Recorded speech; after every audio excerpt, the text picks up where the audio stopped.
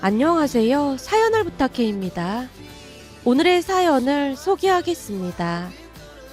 사연을 시작하기에 앞서 우선 우리 엄마 성격에 대해 말씀드려야 할 것 같습니다. 우리 엄마는 덩치부터 성격이 여느 엄마들과 달라도 너무 달랐어요. 아마도 제 위로 두 오빠가 있었기에 더욱 그러지 않았나 싶었는데요. 오빠들은 일란성 쌍둥이로 키우는 내내 정말 힘들었다고 합니다. 그러다 보니 엄마의 말투는 항상 지시형의 말투였습니다. 어느 날은 할머니 생신을 맞이해서 고모네 가족까지 다 모였는데 엄마가 우리에게 각자 일을 분담해주는 모습에 고모가 엄마를 나무랐습니다. 옳게 무슨 군대도 아니고 뭘 그렇게까지 하는 거야? 군대가 아니라 식구 많은 집에서 이 정도는 기분 아니겠어요? 라며 대수롭지 않게 대꾸했는데요. 우리는 집에서 밥을 먹을 때도 각자 맡은 바 역할을 철저히 이행하곤 했습니다. 그러다 보니 오빠들은 웬만한 집안 살림은 거뜬히 해내곤 했어요. 그날도 우리 남매가 밥상 닦는 일부터 수저를 놓는 일, 그리고 다 먹은 밥그릇을 치우는 일까지 척척 알아서 하고 있자 고모가 엄마 보고 군대식이라고 나무랐지만 엄마는 남의 말에 휘둘리거나 할 사람이 아니었습니다. 하지만 눈치 없는 고모가 다시 말을 꺼냈어요. 남자한테 그런 일 시켜서 좋을 게 뭐가 있다고 그래. 그런 건 여자가 해야 하는 일인데. 형님은 아들만 있어서 그러신지 모르겠지만 저는 딸도 있다 보니까 그런 마음이 안 들더라고요. 그게 무슨 말이야? 나중에 우리 유빈이가 결혼해서 그런 꼴을 당하면 얼마나 속상하겠어요. 뭐? 그런 꼴이라니 지금 다 들으라고 하는 소리야? 지금이 조선시대도 아니고 남녀가 똑같이 매고 직장생활하는 판국에 여자들이 하는 일이 따로 있다니까 하는 말이잖아요. 그래서 저는 아들이든 딸이든 구분하지 않고 본인이 해야 할 일은 정확히 가르치고 있습니다. 나중에 아들이 결혼해서 며느리가 들어오면 남의 집 귀한 딸일 텐데 우리 아들 때문에 고생하면 안 되는 거잖아요. 라는 말에 고모가 툴툴거렸습니다. 말이 그렇다는 거지. 뭘 정색까지 하고 받아들이고 그래. 암튼 발끈하는 통에 무슨 말을 할 수가 없다니까. 우리 며느리가 틀린 말 한 거 없구만. 뭘 툴툴거리고 있어. 엄마는 왜 맨날 옳게 편만 드는 거야? 편을 들긴 누가 편을 들었다고 그래. 누가 들어도 우리 며느리 말이 100번 1000번 맞으니까 하는 말이지. 내가 전에 배 아파서 떼굴떼굴 굴렀던 날 며느리가 나를 덥석 들쳐업고 차까지 가는데 자식도 다 필요 없다는 생각이 들면서 평생토록 우리 며느리 편을 들자고 결심했어. 할머니가 엄마 편을 들었는데요. 오래전에 할머니가 갑자기 복통으로 인해 바닥에 쓰러진 적이 있었다고 합니다. 그날 엄마가 할머니를 들쳐업었던 적이 있었다는데 그 뒤부터 할머니는 엄마를 철석같이 믿고 의지하고 있었어요. 할머니가 쓰러진 순간 앞뒤 가릴 것 없이 엄마가 바로 할머니를 들쳐업었다고 했으니까요. 처음에는 엄마가 키도 크고 기분 골격도 크다 보니 할머니도 엄마를 탐탁지 않아 했다는데요. 키가 작은 친가 가족들에 비해 우리 삼남매 키가 많이 크다 보니 나중에는 오히려 엄마에게 고마워했습니다. 또한 엄마 요리 솜씨가 워낙 좋다 보니 할머니가 입에 침이 마르도록 칭찬을 하곤 했어요. 난 어디 가도 우리 며느리가 만든 음식보다 맛있는 음식을 먹어본 적이 없어. 어쩜 만드는 음식마다 그렇게나 맛있는지 감탄이 절로 나온다니까. 그러니까 한 번만 더 우리 며느리한테 이래라 저래라 하면 우리 집에 발도 못 들이게 할 거니까 그런 줄 알아. 우리 며느리가 손주들 교육도 얼마나 잘 시키는데 그따위 소리라고 앉았어. 올케한테 사과하지 않고 뭐하고 있어. 할머니가 오히려 고모를 나무라자 고모가 입을 삐죽이며 엄마에게 억지 사과를 했습니다. 하지만 엄마는 그다지 개의치 않는 모습이었는데요. 조금 전에 말씀드렸듯이 엄마는 여느 다른 엄마들처럼 쉽게 삐지거나 그렇지도 않았습니다. 할머니는 엄마의 그런 모습을 더욱 마음에 들어 했던 게 아닌가 싶네요. 어쩌다가 할머니와 트러블이 생기기라도 하면 엄마는 마음에 담아두지 않았고 매번 똑같이 할머니를 대하곤 했으니까요. 그랬기에 할머니가 엄마를 더욱 믿고 의지를 했던 게 아닌가 싶었습니다. 그런 엄마에 비해 고모는 자주 삐치곤 했는데요. 할머니와 말다툼이라도 하면 몇 달 동안도 연락을 끊곤 했어요. 아무래도 그러다 보니 할머니는 고모보다는 엄마를 더 믿고 신뢰했습니다. 엄마도 사람이기에 가끔 실수를 하기도 했지만 그럼에도 불구하고 할머니는 그냥 대놓고 엄마 편을 들었어요. 그렇게 할머니는 사는 내내 엄마 편을 들었는데요. 지금 돌이켜보면 참으로 현명하셨다는 생각이 든답니다. 그러다 보니 엄마도 할머니를 끔찍히 챙겼으니까요. 그 뒤 우리 삼남매가 대학을 졸업 후 취업을 하고 난 뒤 아빠가 갑작스레 회사를 그만두게 됐는데 부모님이 우리에게 말을 꺼냈어요. 니들도 알다시피 이번에 아빠가 회사를 나왔잖니. 근데 니들도 이제 다 자리도 잡았고 할머니 연세도 있으시다 보니까 혼자 계신 것도 내내 걸리고 우리는 할머니가 계신 곳에 내려가서 살까 한다. 그럼 거기서 아빠가 다시 취업을 한다는 말이야? 그런 작은 마을에 취업할 곳이 어디 있겠어. 그냥 소소하게 농사 지으면서 우선은 그렇게 살까 해. 그럼 우리는 어떡해? 니들은 다 컸는데 어떡하긴 뭘 어떡해. 니들 셋이 여기서 살면서 그냥 기준대로 살면 되는 거지. 셋 다 각자 역할이 있잖아. 하던 대로 하면 되는 거야. 다만 우리는 내려가야 하니까 니들 역할이 조금 더 많아지는 거지. 꼭 내려가야 하는 거야? 제가 불안한 눈빛으로 엄마를 바라봤는데요. 역시나 엄마가 강한 어조로 대답했습니다. 니들 이만큼 키워놨으면 우리도 할 만큼은 한 거고 평생 고생만 한 아빠 인생도 생각해줘야지. 아빠 소원이 고향 내려가서 소소하게 농사 짓는 거라고 했잖아. 그러니 이번 참에 내려갈까 해. 라는 말에 우리 모두 억지로 고개를 끄덕였는데요. 그동안 부모님과 떨어져서 살아본 적이 없었기에 많이 당황스러웠지만 두 분 말이 틀린 말이 아니긴 했습니다. 아빠가 회사를 나온 뒤 취업 자리를 알아보는 듯 했지만 여의치 않는 듯 해보였으니까요. 부모님은 은퇴 후 고향에 내려가신다는 말을 자주 했었고 그게 조금 빨라진 것 뿐이었습니다. 그 뒤 부모님은 할머니가 계신 곳으로 내려가셨고 생각했던 것보다 훨씬 잘 지내셨어요. 부모님이 내려가자 할머니도 많이 기뻐하셨고요. 그렇게 또다시 시간이 흘러 큰오빠가 결혼을 했고 1년 뒤 작은오빠도 결혼을 했는데요. 오빠들이 쌍둥이긴 했지만 생김새부터 많이 달랐는데 결혼도 성향이 전혀 다른 사람과 했습니다. 그러니까 큰 새언니와 작은 새언니는 성향이 달라도 너무 달랐어요.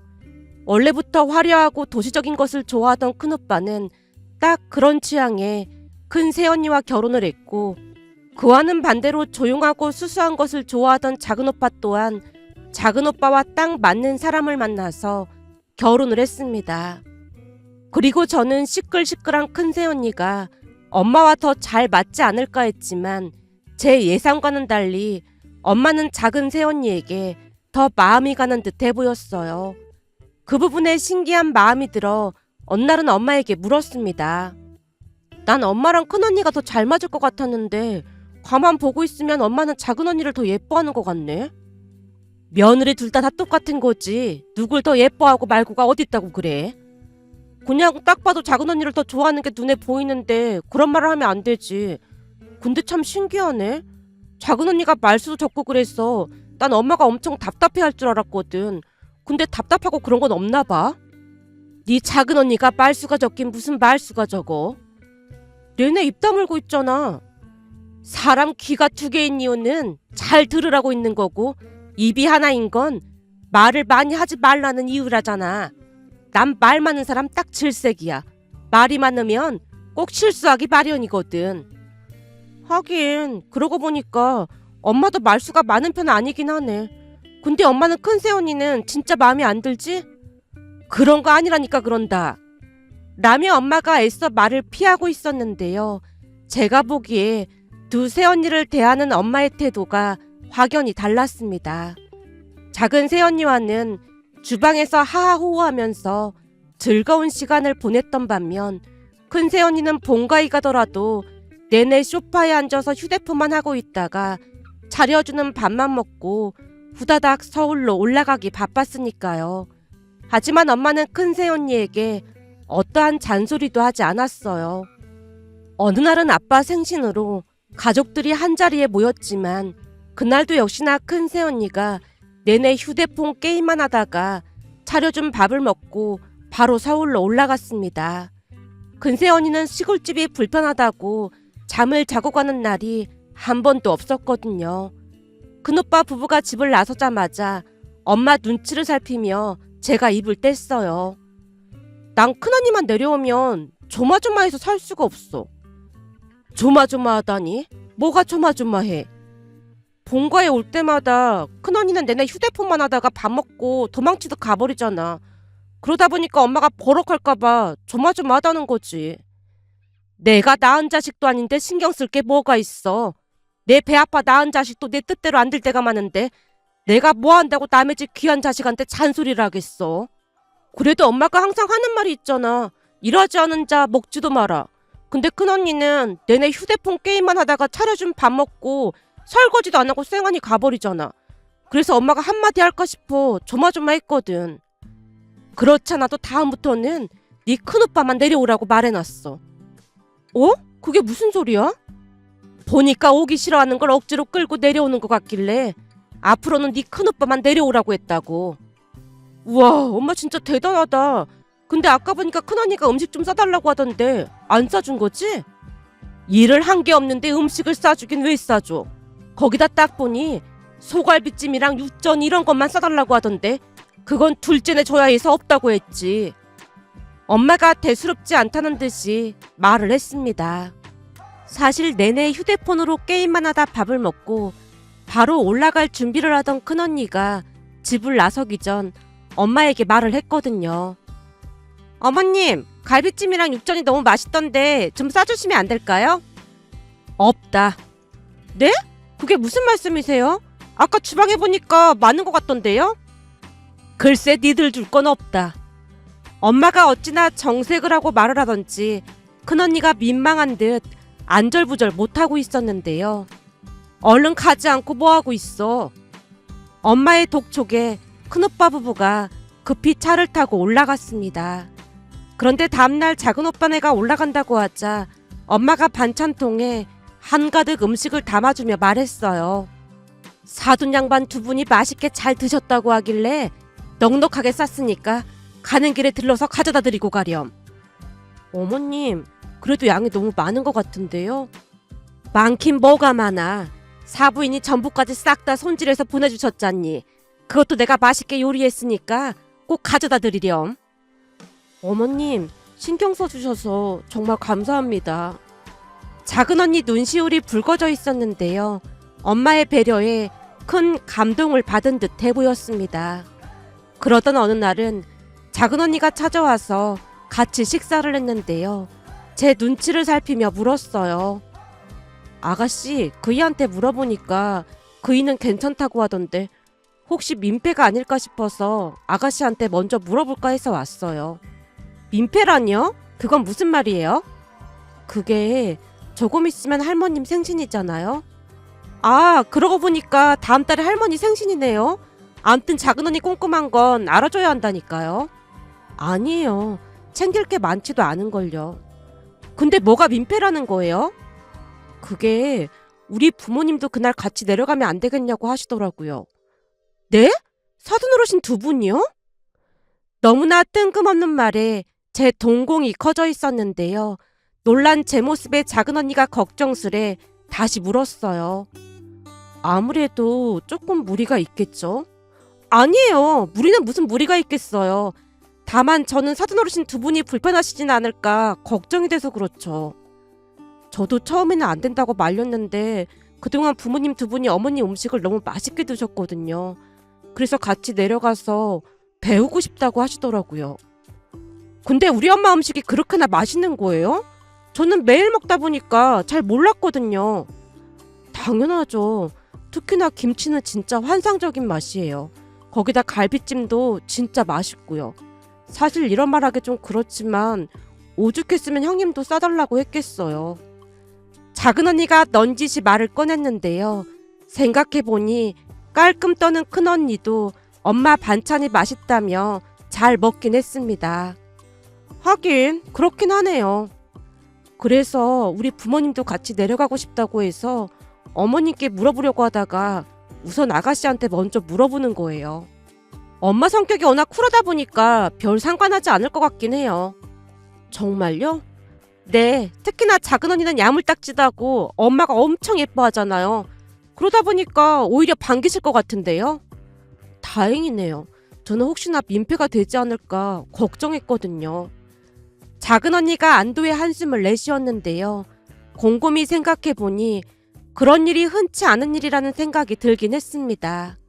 그렇게 시간이 지나 할머니 생신날이 됐는데 정말로 작은 언니가 부모님까지 모시고 본가로 내려왔습니다. 물론 할머니부터 부모님까지 버선발로 달려나와 맞이를 했고요. 너무 일찍 오신 모습에 엄마가 물었습니다. 천천히 오셔도 되는데 뭘 이렇게 일찍 오셨어요? 일찍 와야 비법을 배울 것 같아서요. 대체 어떻게 하면 음식이 그렇게 맛있을 수가 있어요? 저번에 보내주신 김치를 남편 혼자 다 먹었지 뭡니까? 아닙니다. 맛이 있긴요. 그냥저냥 만들었는걸요. 사부인 참 겸손하시네요. 엄마와 안사돈 어르신이 한동안 대화를 주고받으며 음식을 하고 있었는데요. 잠시 후 큰오빠 부부도 들어왔습니다. 며느리 불편하면 안 와도 된다는데 왜 내려왔어? 근데 누구세요? 큰언니가 사돈 어르신 두 분을 번갈아 가며 바라보고 있자 작은 언니가 대답했습니다. 형님, 우리 부모님이세요. 결혼식 날이랑 전혀 달라서 못 알아봤네요. 근데 동선의 부모님이 여긴 왜 오신 거예요? 그냥 겸사겸사 같이 왔어요. 암튼 동서 넉살 좋은 건 알아줘야 한다니까. 큰언니가 비꼬든 말하고 사돈 어르신 두 분에게 살짝 머리 숙여 인사를 했습니다. 그 모습에 할머니가 조용히 중얼거리셨어요. 암튼 싸가지 없는 건 알아줘야 해.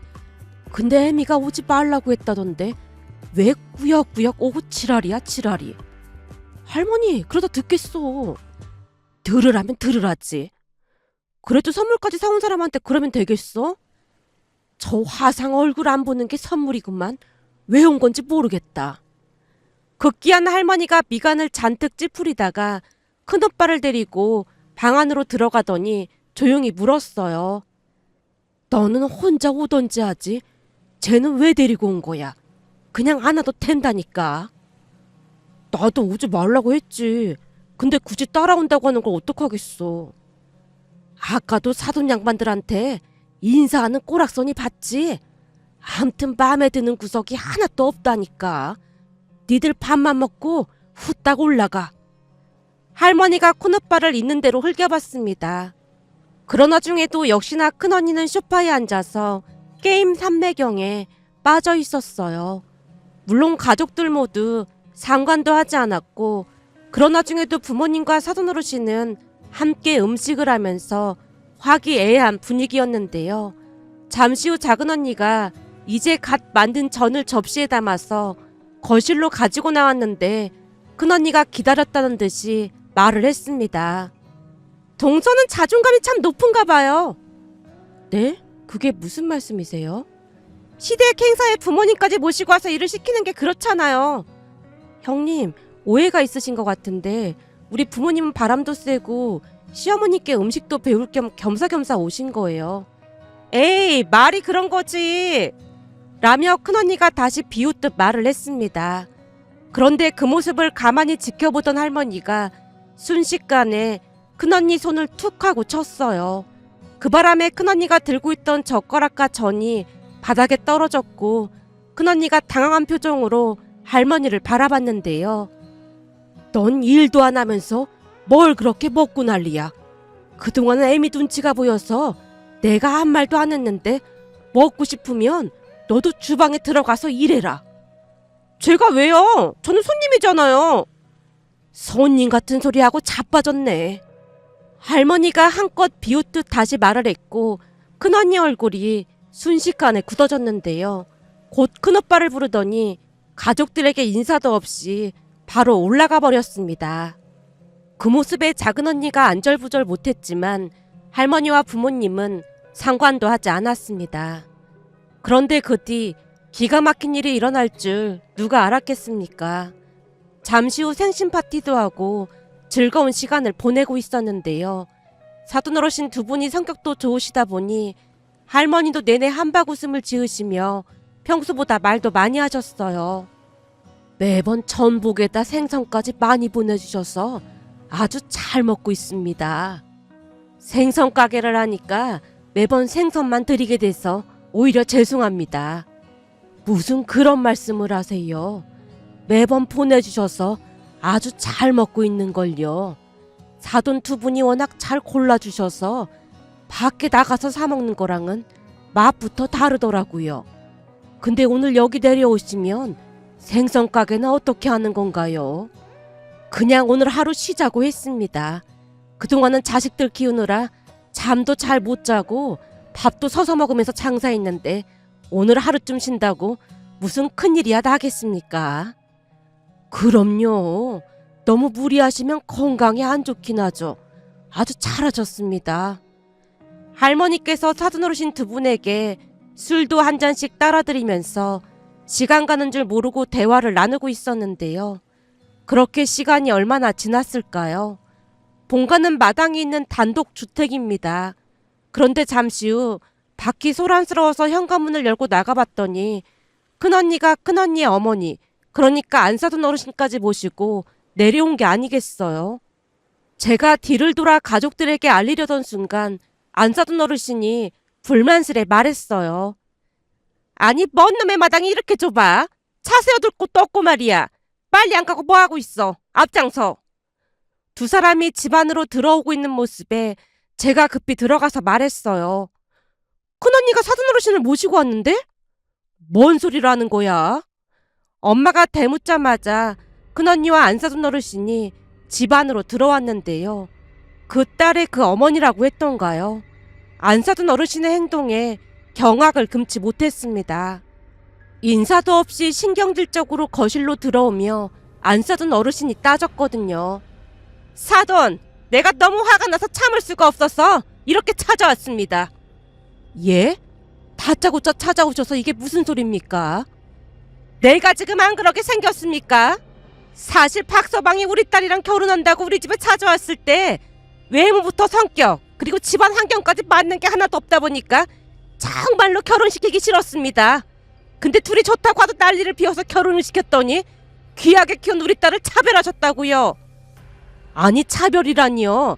우리가 언제 차별을 했다고 그러십니까? 그러니까 우리 집은 교수 집안인데 어디서 생선 가게 하는 집 딸하고 우리 딸을 차별할 수가 있습니까? 가방끈이 짧아서 잘 모르나 본데 교수 되는 게 얼마나 힘든 일인 줄 알긴 하는 겁니까? 감히 교수 집안 딸을 무시해요? 대체 우리가 언제 무시를 했다는 겁니까? 우리 딸이랑 생선 가게집 딸이랑 차별을 한 것 자체가 우리 집안을 무시한 거 아니겠습니까? 내가 이래서 서민들이랑 결혼하지 말라고 했던 거야. 도무지 대화가 돼야 대화를 하지.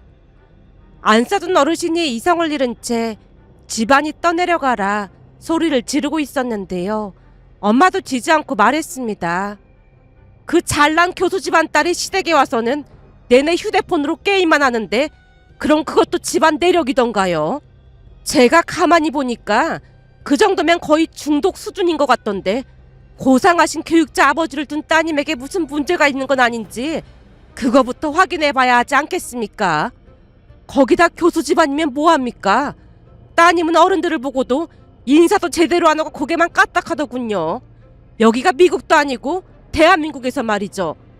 고상한 교수 집안 자식인데 인사 정도는 제대로 가르치고 시집 보냈어야 하는 게 맞는 거 아닐까요?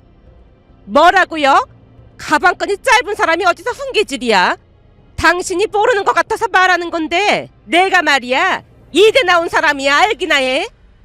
안사돈 어르신이 더욱 흥분한 채 갑자기 이대 이야기를 꺼냈고 엄마가 뭐라고 하려던 순간 뒤에 계시던 작은언니 어머니가 말씀하셨어요. 이대라고 하셨나요?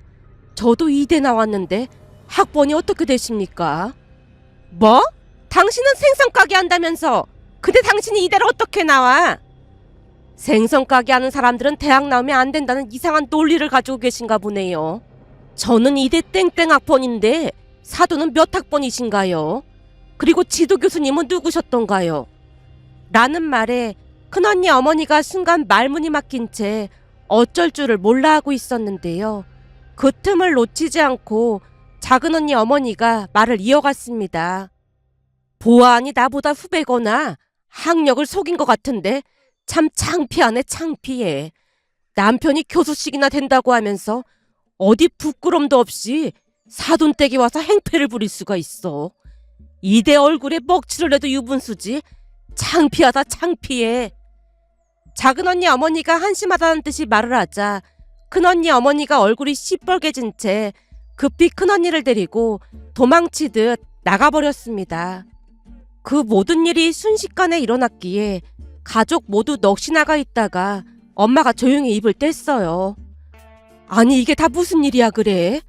죄송합니다. 사돈 두 분께는 드릴 말씀이 없네요. 아닙니다. 저 사람들이 경우 없이 행동한걸요. 여기까지 내려올 거라는 건 상상도 못했다 보니까 지금 정신이 하나도 없네요. 교수 집안이면 뭐 하겠습니까? 참 한심하네요. 근데 사부인은 이대를 나오신 겁니까? 그게 뭐가 중요하겠습니까? 그때 당시 이대라면 어마어마했지 않습니까? 어마어마하긴요. 그때 당시에는 부모님이 워낙 잘 사시다 보니까 부모님 도움으로 공부하고 이대를 다녔던 것 뿐입니다. 안 사돈 어르신 말로는 바깥 사돈 어르신도 명문대를 졸업했고 부모님 소개로 만나서 결혼까지 했다는데요.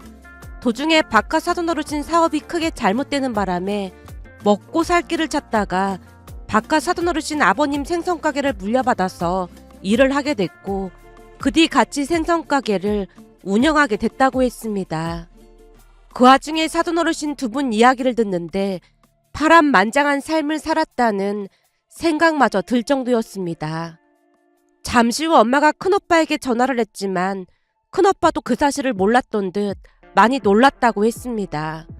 그 뒤 큰오빠는 결국 이혼을 했습니다. 이혼하는 과정도 정말 어마어마했는데요. 위자료가 어떻고 한바탕 난리가 났었으니까요. 이혼을 하는 과정에서 큰오빠도 질릴 대로 질린 모양인지 몸무게가 10kg나 빠졌고 그 뒤 어떤 여자도 만날 생각이 아예 없다는 말까지 했습니다. 그렇게 우리는 전세 언니를 완전히 잊고 지내고 있었는데요. 얼마 전 본가에서 식사를 하던 중 큰오빠가 오랜만에 전세 언니 이야기를 꺼냈어요.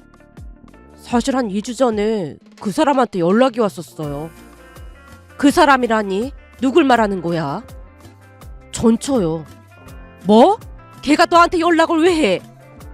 들어보니까 나랑 헤어지고 얼마 지나지 않아 또 결혼을 했던 모양인데 살아보니 저나 우리 가족처럼 좋은 사람들이 없는 것 같다고 하면서 다시 재결합하자고 하더라고요. 듣기 싫어서 자세히는 못 들었지만 시집살이를 된통 당한 모양이더라고요. 그러면서 저한테 앞으로 잘할 수 있을 것 같다고 하는데 소름이 막 끼치더라고요. 너 아직도 걔 번호 차단 안 한 거야? 물론 차단했죠. 다른 번호로 전화해서 받았는데 전처더라고요. 암튼 다시는 연락하지 말라고 했으니까 걱정하지 마세요. 그때는 제 눈이 어떻게 됐었나 봐요. 어떻게 그런 여자랑 결혼을 했을까요? 큰오빠가 후회스럽다는 듯이 긴 한숨을 내쉬었습니다. 그 모습을 보며 배우자 선택이 얼마나 중요한지 다시 한번 깨닫게 되었는데요. 역시 사람은 외모보다는 인성이 먼저라는 생각을 하게 됐답니다. 오늘의 사연은 여기까지였습니다. 즐겁게 보셨다면 구독, 좋아요 부탁드립니다. 고맙습니다.